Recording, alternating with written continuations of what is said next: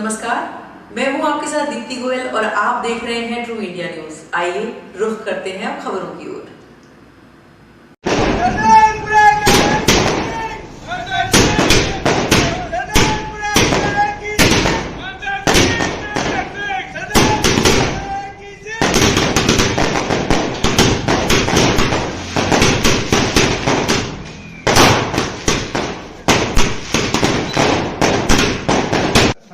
वाह भाई वाह मेरे भाई वाह शुभकामनाएं मंगल कामनाएं आपको दिन रात आपके साथ सेवा में हाजिर तू रहता ये चलो तेरे भाई लड़का कहीं मेरी बात जरूर सदापुरा की सिंह महेंद्र सिंह सदापुरा की सिंह महेंद्र सिंह सदापुरा की सिंह महेंद्र सिंह सदापुरा की सिंह महेंद्र सिंह भारतीय जनता। ट्रू इंडिया के लिए मैं आनंद कल्ला।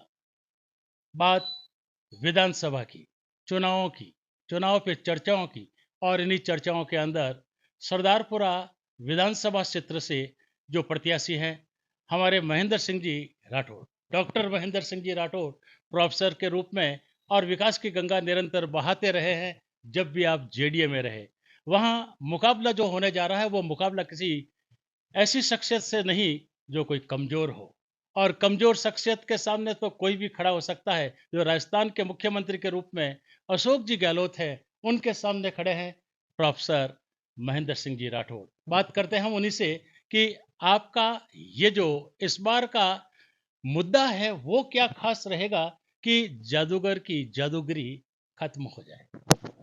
धन्यवाद। आप ये कह रहे हैं कि जादूगर की जादूगरी और कोई कमजोर प्रत्याशी नहीं है। जनतंत्र में कमजोर जनता उस व्यक्ति को कर देती है जो झूठे झांसे दे के और जनता की अपेक्षा पे खरा नहीं उतरता है। ये वो कुंभ है जो हर 5 वर्ष में आता है और जनता सिरोधाय होती है। मुद्दे स्थानीय स्तर से लेके, क्योंकि विधानसभा है और विधानसभा में यहाँ का प्रतिनिधित्व करने वाले सूबे के सूबेदार हैं, मुद्दे इस विधानसभा में सभी लागू होंगे। प्रदेश के अंदर किस प्रकार की कानून व्यवस्था रही, महिलाएं कितनी असुरक्षित रही, युवाओं के साथ लगातार निरंतर 19 बार पेपर लीक होके खिलवाड़ हुआ, और जिन सचिवालयों से गुड गवर्नेंस के कागज निकलने चाहिए उन सचिवालयों से सोने की ईंटें और करोड़ों रुपए निकलने लगे। जननी जने एक बार, जल जने बार बार, उसे हर घर जल नल के माध्यम से पहुंचाने वाले केंद्र सरकार के संकल्प को इस जनता ने कल के अखबारों के माध्यम से देखा। हजारों करोड़ किस प्रकार ये लोग नकार गए। मुद्दे होंगे अंतिम दिन आचार संहिता से पहले कि हम 7 गारंटी दे रहे हैं, 2030 का विजन दे रहे हैं, तो गारंटी की शुरुआत में 2018 से करूंगा, जब इनके तत्कालीन राष्ट्रीय अध्यक्ष राहुल गांधी जी ने ये गारंटी दी थी कि हमारी सरकार आने पर 10 दिन के अंदर हम कर्जा माफ कर देंगे और बेरोजगारों का भत्ता देंगे। 10 दिन क्या, 3 महीने बाद में जब मार्च एंडिंग होती है, मैं फाइनेंस का स्टूडेंट हूं, बैंकों ने जब देखा कि किसान कर्जा नहीं चुका रहा है तो बैंकों ने नोटिस जारी करके जमीन कुर्की के आदेश निकाल दिए। युवाओं ने देखा कि बेरोजगारी भत्ता दूर रहा, सरकारी नौकरियां नहीं निकल रही है, धैर्य उन्होंने पूरा रखा और 19 बार पेपर लीक होते हुए उन्होंने देखा। देवता वहां रमते हैं, ये देवभूमि है, ये भारत है, यहाँ सनातन संस्कृति संस्कार का मेल है। इस प्रदेश ने कलंकित किया जब महिलाओं पे जितना अत्याचार, दलित महिलाओं के साथ गैंगरेप, आदिवासी स्त्रियों को निवस्त्र घुमाना, रोज के 18 मुकदमे बलात्कार के दर्ज होना, लोक लज्जा के कारण कई मुकदमे दर्ज नहीं होते, अगर संख्या जाए तो उनकी कोई सीमा नहीं। और उनके विधानसभा क्षेत्र के अंदर पावटा चौराहे पे जिस सर्कल के ऊपर मेजर शैतान सिंह जी हैं, जो परमवीर चक्र मिला था, इस भारत माता की अस्मिता के लिए जो शहीद हुए थे, वहां से एक एनजीओ की बालिका को दरिंदे उठा के ले जाते हैं और पुलिस कंट्रोल रूम के 100 मीटर दूर के अंदर गैंग रेप कर देते हैं। उदाहरण दूंगा, कोई कमी नहीं है। और एक और कथनी और करनी राष्ट्रीय मुद्दे भी हैं। ये वो राष्ट्रीय मुद्दे हैं। तो 2019 के अंदर विश्व के सर्वश्रेष्ठ लोकप्रिय नेता मोदी जी ने पूर्ण बहुमत मांगा और इस राष्ट्र ने उनको 300 से ज्यादा सीटें दी। तो उन्होंने कहा था पूर्ण बहुमत आएगा, राज्यसभा में आएगा। तो उन्होंने अपने संकल्प पत्र में कहा था हम धारा 370 खत्म करेंगे, 35A खत्म करेंगे, और आते ही उन्होंने कर दिखाया। एक न्यायिक प्रणाली के तहत जहां 5 जज सुप्रीम कोर्ट के थे, उसमें एक अल्पसंख्यक थे। जज की कोई जात नहीं होती। न्याय तथ्य रामलला यहाँ जन्मे थे, न केवल उसकी शिलान्यास किया गया और 2024 में वो भव्य राम मंदिर बन जाएगा, जिसके बारे में ये लोग कहा करते थे ये 2 सीट लाने वाले व्यक्ति कब 370 खत्म करेंगे, कब राम मंदिर खत्म करेंगे। आज विश्व की सबसे बड़ी राजनीतिक पार्टी बन गई, डेमोक्रेसी का एक पर्याय बन गया। भगवान न करे कभी महामारी आए, लेकिन कोरोना महामारी में सबसे पहले वैक्सीनेशन विकसित कर न केवल 1 अरब 40 करोड़ की जनसंख्या को एक मानव धर्म निभाया, बल्कि विश्व को परिवार मानते हुए उन राष्ट्रों को, जो विकसित राष्ट्र थे, जो धनी की सीमा में नहीं थे, धन की जिनके कोई सीमा नहीं थी, वो वैक्सीनेशन के अभाव के अंदर उनकी लाशों को हमने दफनीते हुए देखा। हमने जब यूक्रेन का युद्ध हुआ और हमारे बच्चे जब वहां बाहर रह रहे थे,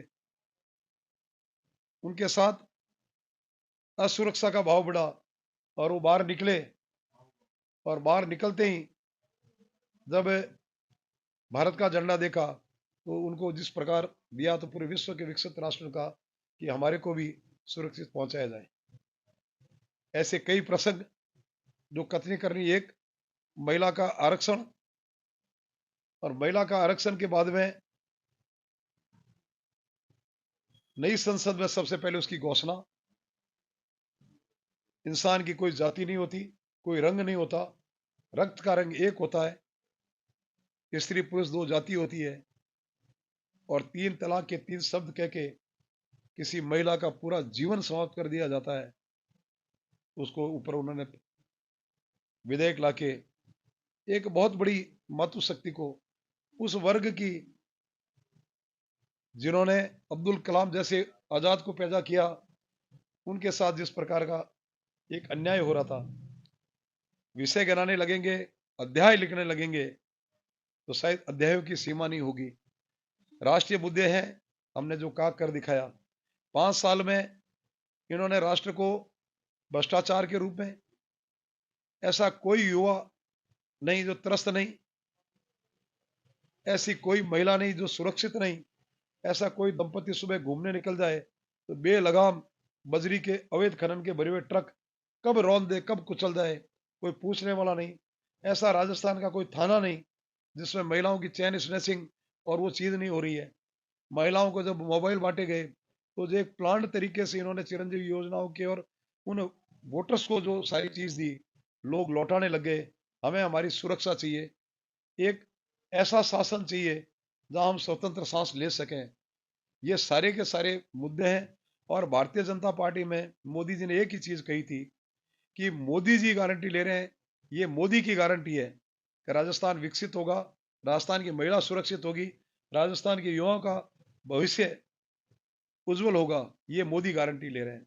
हमने अगर पहले भी कोई चीज कही है वो हमने करके दिखाई है। तो निश्चित रूप से इस चुनाव के अंदर कई चीजें आपके सामने आएगी। भारतीय जनता पार्टी का प्रत्याशी जरूर हूं, लेकिन एक कार्यकर्ता हूं, और कार्यकर्ता के साथ 5 साल से उस जनता के आक्रोश का सहभागी हूं, उसके दर्द का हमदर्द हूं।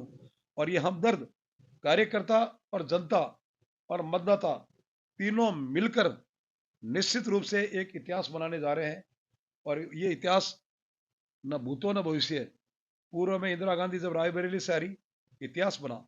राहुल गांधी अमेठी के अंदर आ रहे, इतिहास बना। ऐसे कई मुख्यमंत्री आ रहे हैं, लेकिन जो ये कहते हैं कि मेरे पास जादूगरी है, जादू के फूल कुछ समय के लिए आपको प्रभावित कर सकते हैं, लेकिन घर ले जाने पे ऊपर या तो फूल गायब हो जाता है या उसकी खुशबू खत्म हो जाती है। अब जनता के सामने उनका रंग उतर चुका है और जनता इस चीज को समझ चुकी है। वोट की चोट से यहाँ सत्ता परिवर्तन होगा। हम ये भी जानना चाहेंगे कि तुष्टीकरण की जहां बात आती है और ओपीएस का जो काम किया है उसके बारे में आप क्या कहेंगे? देखिए, तुष्टीकरण का जो विषय है वो किसी से छुपा हुआ नहीं है। आजादी के पश्चात से प्रथम सरकार से लेके जब जब कांग्रेस सरकार जहां जा रही, तुष्टीकरण किया गया, भाई को भाई से लड़ाया गया, वर्ग विशेषों को निष्कर्म भी बनाया गया। बेहतर होता गरीब तबके का कोई व्यक्ति है उसको शिक्षित करते। जिसकी पत्नी भारिया ये देख रही थी कि मुझे सनातनी होने के नाते पति को भोजन कराने के पश्चात भोजन करना है, और कुछ देर बाद में मोबाइल में मालूम चलता है तो उसका पति कन्हैयालाल की गर्दन काट दी गई है, अपराधी फरार हो गए। लोगों ने पकड़ने का प्रयास किया, पकड़ा, 4 साल तक विधानसभा और गांव की चौपाल से जब मांगे उठने लगी, जब भी संविदा की नौकरी जाके दी गई। तुष्टीकरण की बात करें, जोधपुर में स्वतंत्रता सेनानी बाल किशन जी बिस्सा, बाल मुकुंद जी बिस्सा जी, जो स्वतंत्र सेनानी है, एक ऐसा दिन आया परशुराम जयंती का, जिस जयंती पर और ईद का आज तक यह तस्वीर देखी जाती थी, भाई भाई से मिलता है, एक दूसरे को बधाई देता है। वहां लाल चौक बना दिया गया, हरे इस्लामिक झंडे लगा दिए गए, और जब कुछ लोगों ने उसका विरोध किया तो स्वतंत्रता सेनानियों ने इस राष्ट्र को स्वतंत्रता दिलाई है, इनका कोई धर्म नहीं, इनका धर्म मानवीय है। तो जिस प्रकार पथराव करके, दुकानें तोड़ फोड़ के और शहर के अंदर जो उत्पात मचाया गया, कोई कल्पना नहीं कर सकता कि एक स्वतंत्र प्रदेश के अंदर इस प्रकार का भी कोई चीज होती है। और जिनकी संपत्ति को हानि हुई उन लोगों को पुलिस ने 6-6 महीने घर नहीं आने दिया, झूठे मुकदमे दर्ज किए गए। तुष्टीकरण के आरोप की बात करें तो 2008 के अंदर जब जयपुर में बॉम्बे बम ब्लास्ट हुए, उनकी पैरोकारी नहीं करना और उनको बरी करा देना। तुष्टीकरण की बात करें तो कोरोना के अंदर जब मानवीयता मर रही थी, दर्दनाक हादसे हो रहे थे, उस वक्त कई जगह रूह अफ़ज़ा वितरण हो रही थी और कई जगह पीने का पानी तो दूर रहा, कई जगह 4-4 बार सामग्री जा रही थी। वोट बैंक को दृष्टि से देख के किया जा रहा था और कई अच्छे अच्छे व्यक्ति खाने पीने के मोहताज हो गए, क्योंकि उनका सेवाभिमान था। संतान को भी कह दिया भाई परमात्मा ने किया है, परमात्मा के निर्णय को स्वीकार करो। तो तुष्टीकरण का भी अगर करना शुरू करेंगे तो अब ये कल नामांकन भरने आ रहे हैं, और उस जिस जगह को उन्होंने चयन किया है और जिन लोगों को पिछले 4 साल के अंदर जिस प्रकार की सौगातें और रेवड़ियां क्या कहूंगा मैं, जो दे दे के बांटने का काम किया है, बेहतर होता अच्छी तालीम देते, शिक्षित करते और अब्दुल कलाम आजाद को एक उदाहरण के रूप में पेश करते तो शायद तुष्टीकरण नहीं होता, ये भारतीयता, इंसानियत होती। हमारा एक और जो मुद्दा खास तौर से कि जहां ओल्ड पेंशन की बात की जा रही थी और राजस्थान के मुख्यमंत्री ने इस संबंध में जहां 2004 के बाद ओल्ड पेंशन की जहां बात की है, उसके लिए क्या कहेंगे? देखिए, ओल्ड पेंशन स्कीम के मामले में मुख्यमंत्री जी ने कह तो दिया, हमारे भी प्रदेश नेतृत्व ने इस सारी चीज के ऊपर अध्ययन किया और समय समय के ऊपर हमारे प्रवक्ताओं ने एक, चूंकि इनकी सरकार की टाइम में इसके ऊपर पहले प्रतिबंध लगा था, बाद में इन्होंने कर दिया, लेकिन आज वो कर्मचारी अपने आप को ठगा हुआ महसूस कर रहा है। जिसका पीएफ जमा था वो पीएफ उसको नहीं मिल रहा है। मैं तो एक छोटा उदाहरण देता हूं, पेंशन की बात कर रहे हैं, विश्वविद्यालय के अंदर जहां ये स्वयं पढ़े हैं, मैं विश्वविद्यालय में कल तक डीन था, 38 साल का मेरा अध्यापन कार्य रहा, 700 प्रोफेसर टीचर्स को पेंशन 5-5 महीने से नहीं मिलती, और आपके चैनल बताते हैं कि 4-4 कुलपति धरने पे बैठते हैं, जो कुलपति हस्ताक्षर करके इस विश्वविद्यालय की तस्वीर, तकदीर और संभाग की तकदीर बनाते थे। कह देना अलग चीज है, हमने क्या कहा, इसको विधिवत एक वित्तीय संतुलन, वित्तीय प्रबंध के साथ करके निश्चित रूप के उसके ऊपर विचार करके सबों के साथ बनके एक सार्थक प्रयास किया जाएगा। लगातार ये जो योजनाएं चल रही है और जनहित के लिए है, क्या वो लागू रहेगी?